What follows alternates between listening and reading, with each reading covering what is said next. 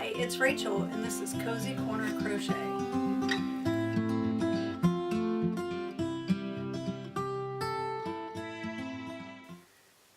I want to talk to you about a few things today. First of all, I want to show you my finished object. One of the last videos I did, I talked about the little hooded cardigan that I was doing. It was one of my WIPs. I actually finished it, so I have it here with me. Now, I'm not really pleased with the way it turned out because I've noticed, here's the little hood, I've noticed that when I crochet, my tension is pretty tight. And I think Anu tends to crochet with a looser tension, and this is one of her patterns. So I think if I were to do this again, I would probably use a bigger hook size just to get the gauge right. And I know I should have done a gauge swatch ahead of time.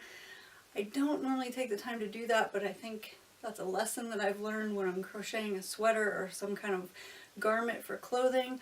I need to take the time to make a gauge swatch to make sure that it's going to fit, because this one is just a little too small for me.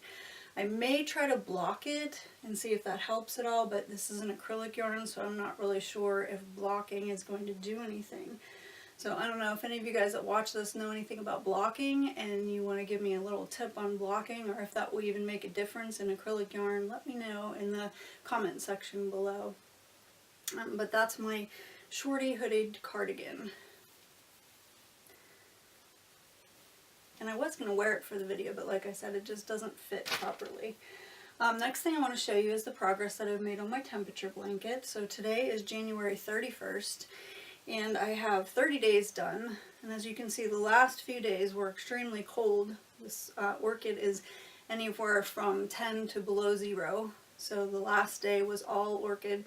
Today is going to be all orchid as well. Our wind chills here where I live have been -20 and below that even, although I know in some places they're getting even colder temperatures than that. So that's my temperature blanket. It's going very well. I've been able to keep up 1 square every day, so I'm happy about that.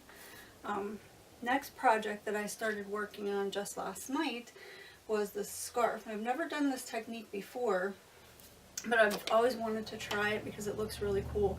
This is called color pooling, and so this is what the scarf is looking like so far. And it kind of makes like an argyle pattern, and I really, really like it. I thought it was going to be a lot more difficult than it actually is, but when you get the right yarn, it makes it really easy. This yarn that I'm using is from Premier. It's the Everyday Plaid yarn, and it is in the colorway Navy Orange Plaid, which is pretty descriptive.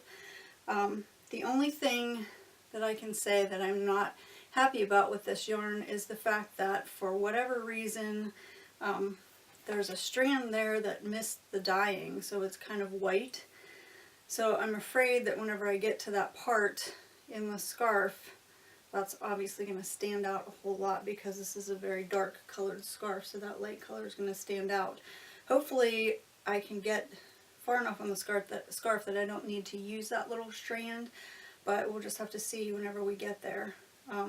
But this is called color pooling again.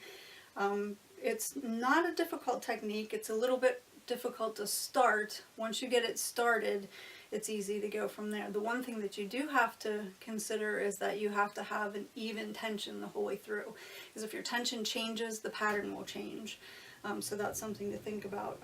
I did have to rip it out once. So I got probably about this far, and I frogged the whole thing because the pattern just wasn't coming out. So I had to redo it and make some little minor adjustments so that I could get it to follow the little argyle pattern. But I really like the way it's turning out, so I'm excited to finish that.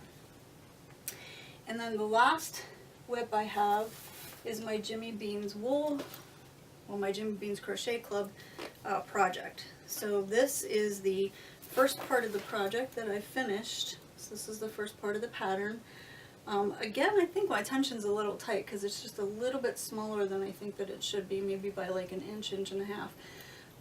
But this is going to be an ottoman, a small ottoman. So I believe this to be the bottom portion of it. I'm not sure because the rest of the pattern hasn't come yet, so I can't wait for February so I can get the rest of my pattern. But this is my Jimmy Beans wool project so far. The next thing I wanted to talk to you about is some tools of the trade. Now, a lot of these crochet subscription boxes, like Knit Crate for example, will come with hanks of yarn.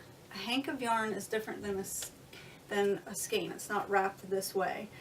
So you can't, it's not like a center pull or an outside pull ball of yarn. You have to make it into a ball of yarn. So you need what's called a yarn swift. You put the yarn on the swift and then you wind it with a ball winder into a cake of yarn, and then you can do either center pull or outside pull. So yarn swifts tend to be a little pricey depending on what you're looking for. And doing a little research, I discovered that you can make a yarn swift pretty simply. So my dad and I came up with this. This is an Amish yarn swift, and it looks like this, kind of a cool little contraption. And what you do is, when you unwind that hank of yarn, it's a circle, and so it would go around these 4 dials on the outside, and then you take one strand of yarn, put it on your ball winder, and as you wind, this spins and takes the yarn off of here into your ball winder to make a yarn cake. It's very clever, very easy to use, and it wasn't very expensive to make, as we pretty much had the wood for it. I think the only thing I bought was a dial rod. So this is again an Amish yarn swift. It comes apart. You just take the little dowels out and set those aside. And then the arms detach. This dowel comes out. And there's a little washer here to help keep it moving freely. And then this is what the base looks like. We didn't really have a pattern for this, so it's not like I downloaded a wood pattern. We just kind of looked at ones that were online and made our own pattern. My dad's pretty handy when it comes to tools, so he was able to help me out with that. Thanks, Dad. So kind of wanted to show you that. It's something neat that I use whenever I get a hank of yarn. Another thing I wanted to show you that's kind of cool that I have is this little crochet hook. This is a crochet light hook. So you turn it on and it actually lights up, which is kind of cool. If you're crocheting in low light, you can use this. It helps you to see the stitches. And I actually started using it for this scarf because my other, I think it's an eye hook, my other eye hook was in with my temperature blanket and I just didn't feel like digging it out. And when I started using it, I was actually kind of glad I did, because as you get into this blue color, the stitches are really dark and sometimes they're hard to see, so the little light was helping me out with that, so I was enjoying using that. So that's pretty much all I have for you today. So I just want to say, keep stitching and stay cozy.